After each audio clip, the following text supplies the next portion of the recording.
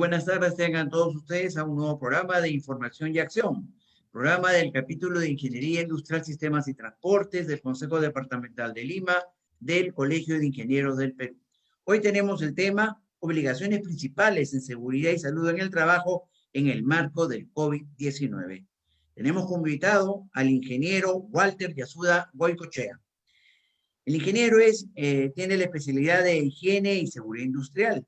Como experiencia laboral, él ha trabajado en la UEFA Mining,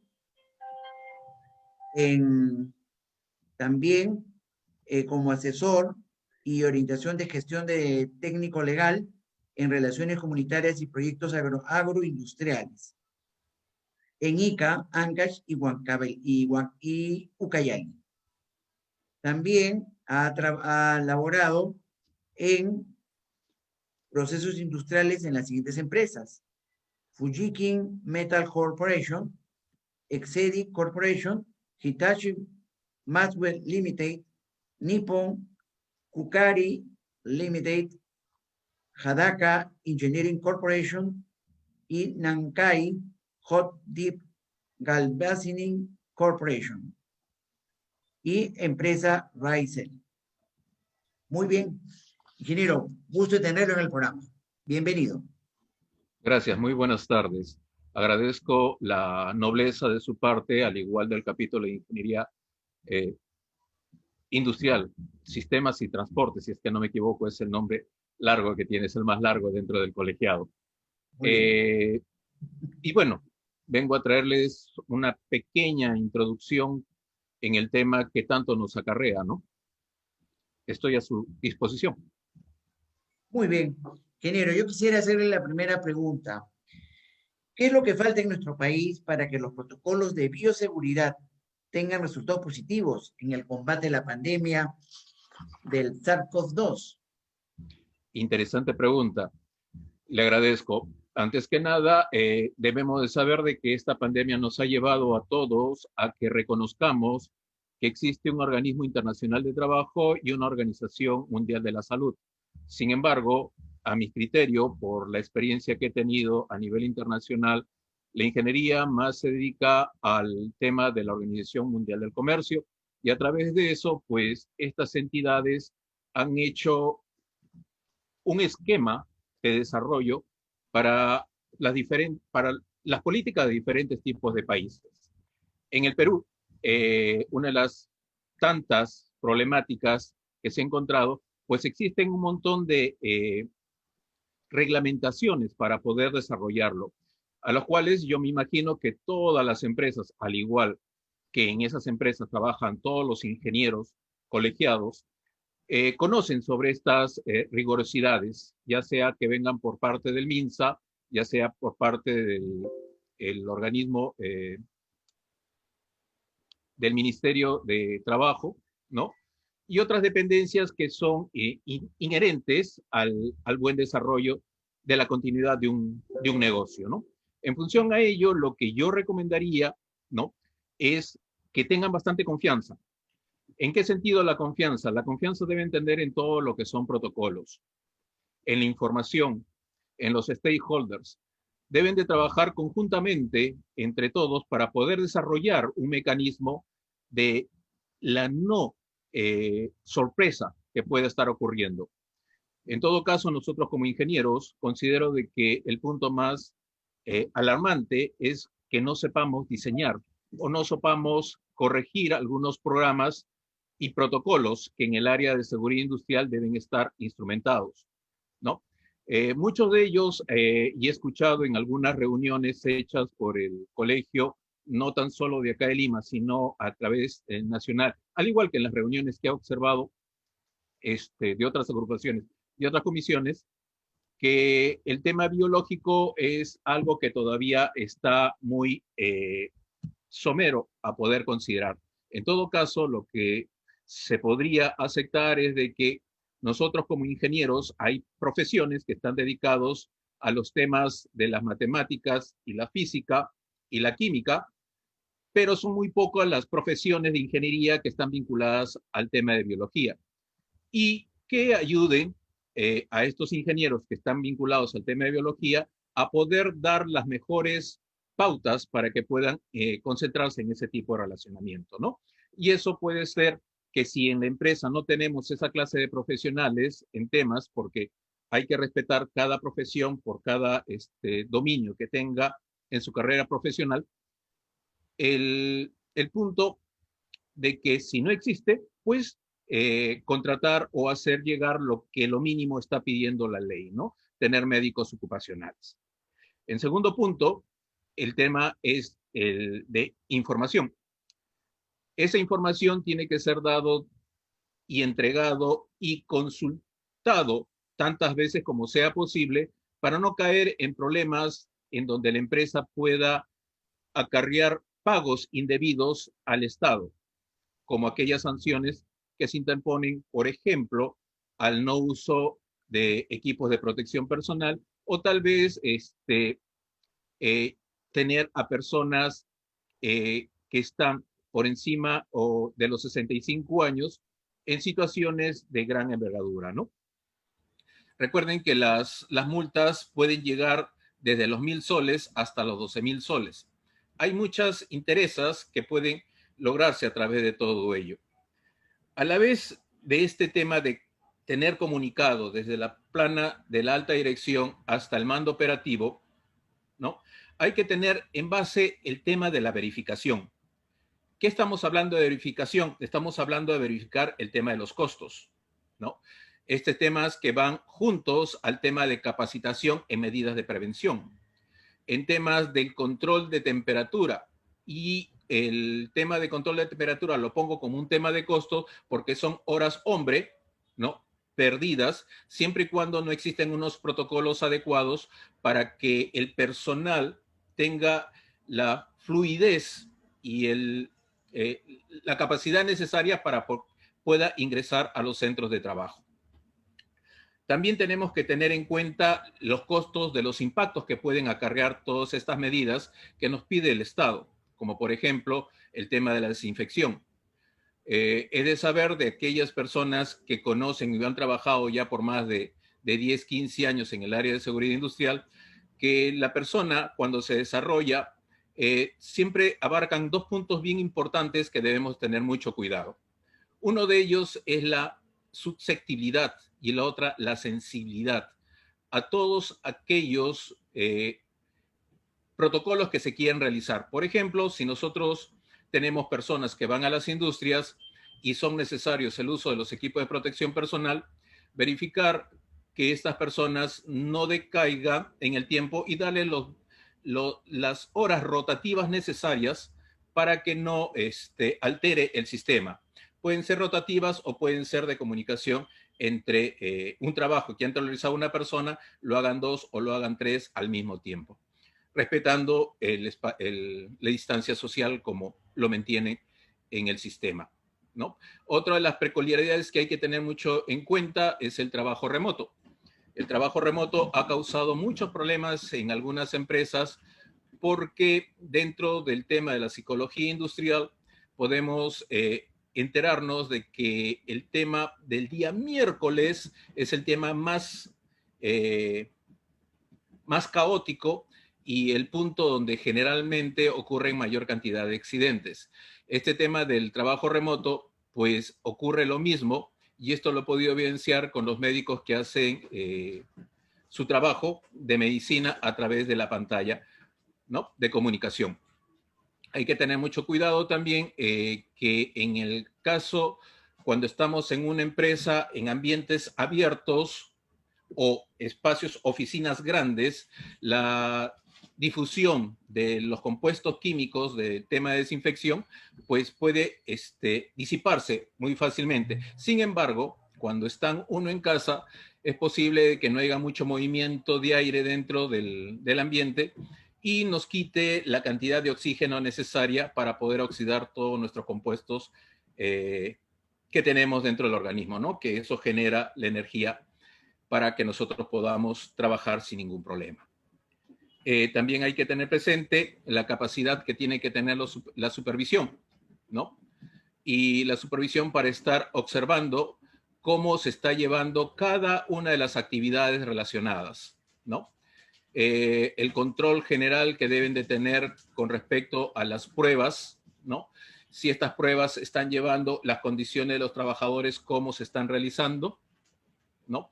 Y verificar si verdaderamente a través de ciertos protocolos esto no puede caer en un nuevo brote, ¿no?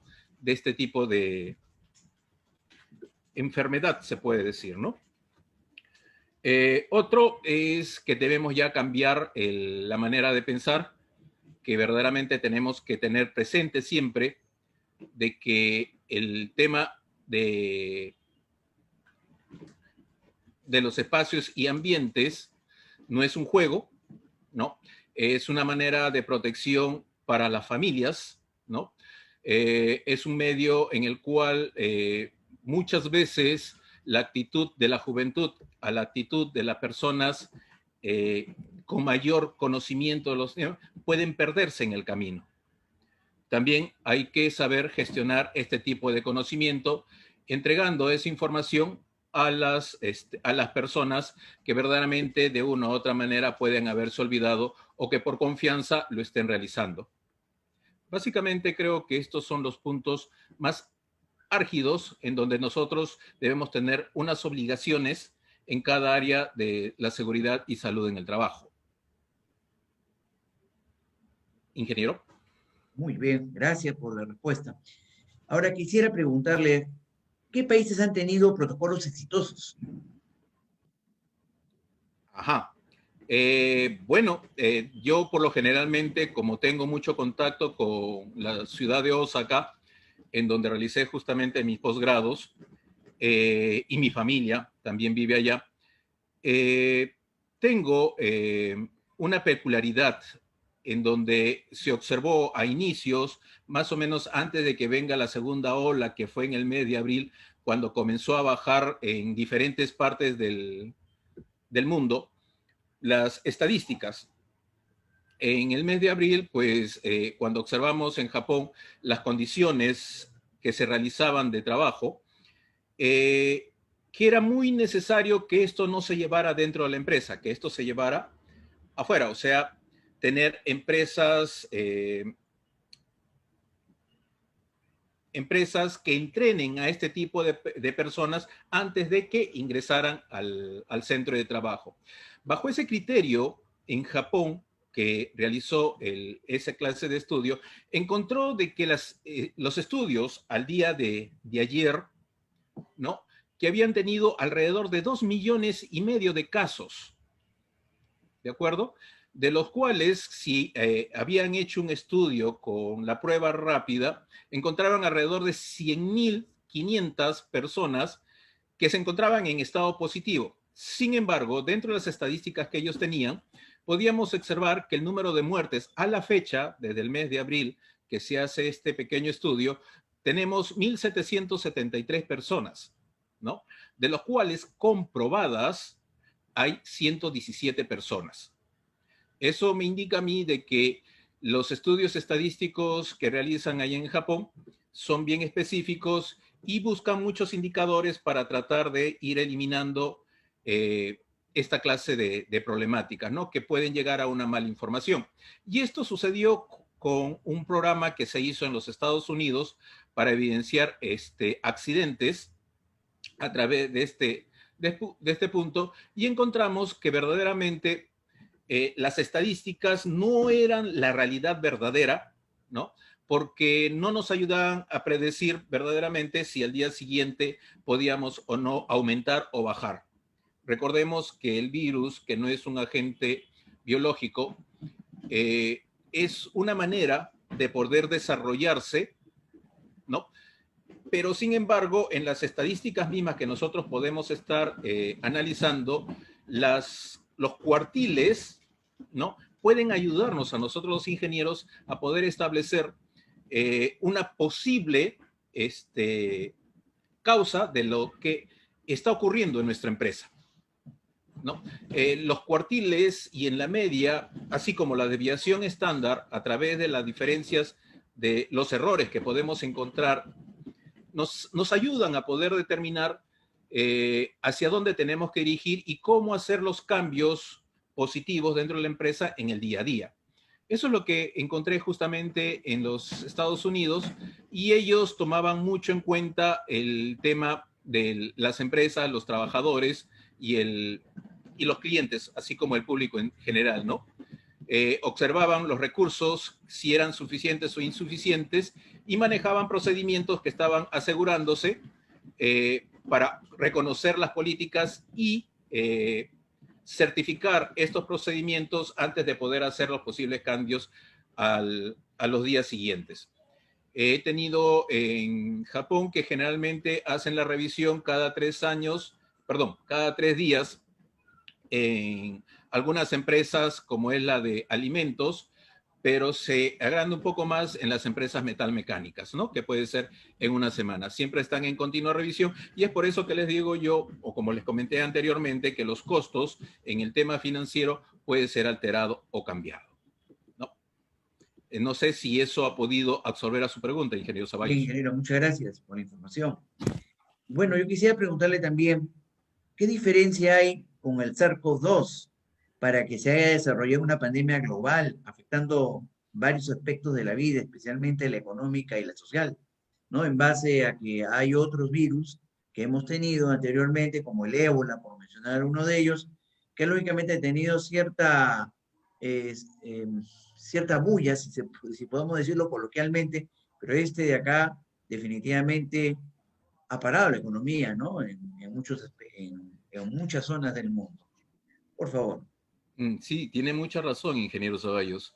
Esto ha sido nuevo para el Estado peruano, yo creo que para muchos de países de Latinoamérica, pero esta confrontación e indicarle de que estos virus pues se han desarrollado en varias partes del mundo, ¿no? Su desarrollo, por lo general, de los virus es para el desarrollo de la biotecnología.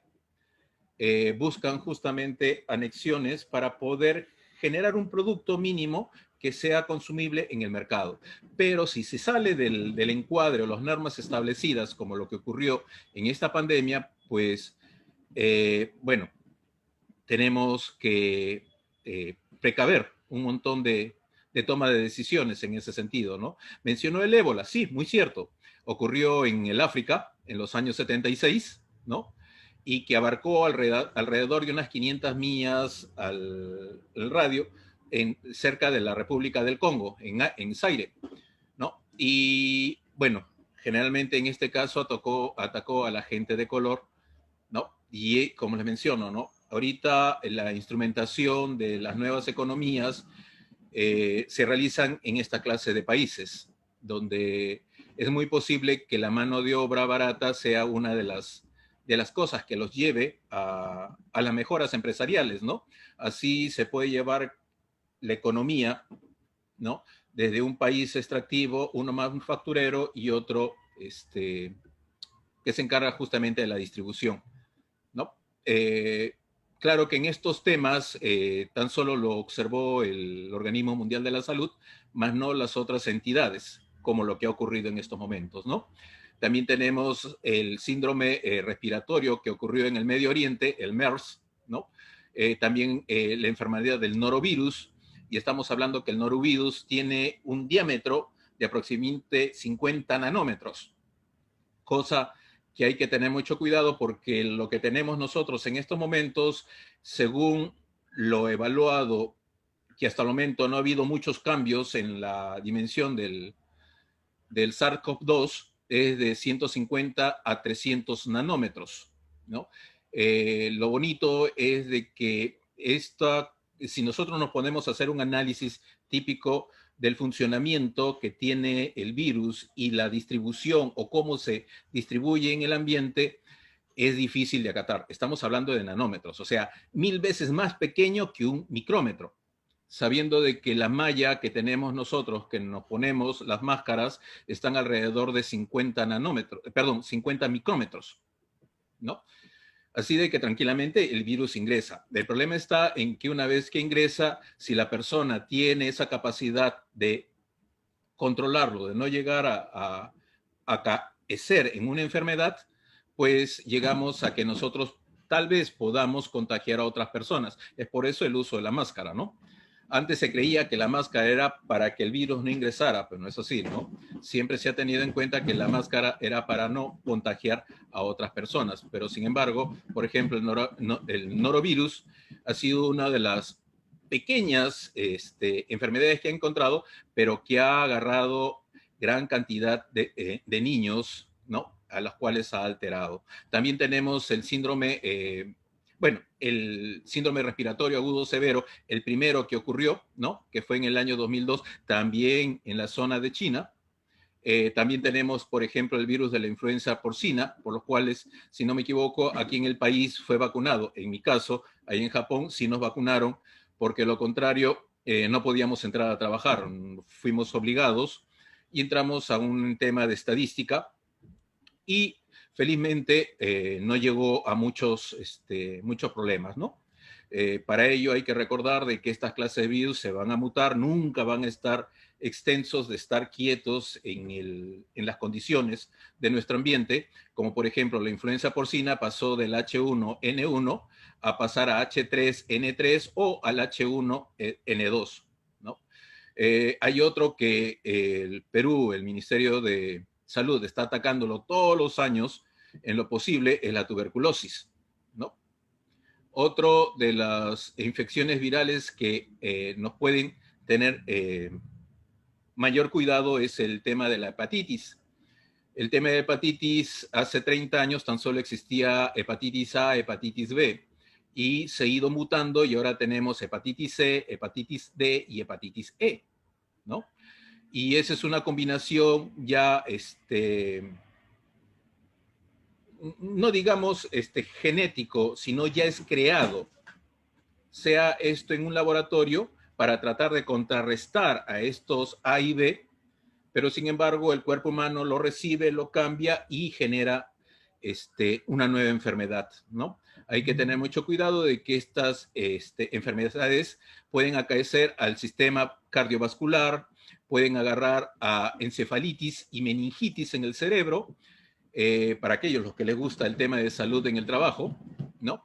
La parte de los NUMS y virus en la parte de las glándulas, el parotitis, ¿no? La neumonía, bueno, en el caso que tenemos en estos momentos, la gastroenteritis, ¿no? Algunos podrían llegar a alterar las conductas y enfermedades sexuales, ¿no? Pancreatitis, que eso sí me imagino que es altamente en nuestro país, ¿no? Y algunas infecciones que pueden ser viradas sobre la piel, ¿no? Básicamente eso es lo primordial a todos los virus que hemos encontrado hasta el momento, ¿no? También menciono, si no me equivoco, el tema de que la continuidad del trabajo ha paralizado esta vez en esto, ¿no? Sí, pero la historia también nos tiene ya acaecidos de que en tiempos donde Constantinopla también deseaba crear o progresar, ocurrió una de las enfermedades que mató a gran cantidad de personas. Esa fue, si no me equivoco, la primera pandemia y está escrita en la Biblia para todas aquellas personas que somos católicos, ¿no? Dígame, ingeniero Ceballos. Muchas gracias. Ha sido muy interesante toda la información que nos ha entregado. Lastimosamente el tiempo es tirano porque va corriendo el reloj. Y bueno, Perdóneme usted. no espero no sea la primera vez tenerlo acá y tenerlo para tocar en profundidad otros temas que creo que van a seguir siendo de actualidad, pues que esta pandemia no nos va a dejar así nomás. Sí, realmente Así sí. Me nomás no nos gustaría fue. profundizar estos temas, por ejemplo, en la gestión de la cadena de suministros, Perfecto. que tranquilamente se puede hacer la transferencia a través de esta enfermedad en todo ese proceso y que nadie lo está observando, ¿no? Me parece que sería un buen tema de entrevista. Lo que haría el compromiso para invitarlo pronto a que se pueda tratar ese tema, que es de suma importancia y que creo que podría dar información para que esta pandemia podamos combatirla adecuadamente, pues y darle un término, ¿no? Para que la vida, si bien es cierto, no va a ser la misma, pero tengamos pues una tranquilidad de desarrollo, ¿no? Le agradezco, ingeniero Yasuda, toda la información que nos ha dado, y bueno, tengo que despedir el programa con nuestra frase ya acostumbrada. Ingeniero, ya tiene la información, ponla en acción. Muchas gracias, ingeniero Yasuda. A usted.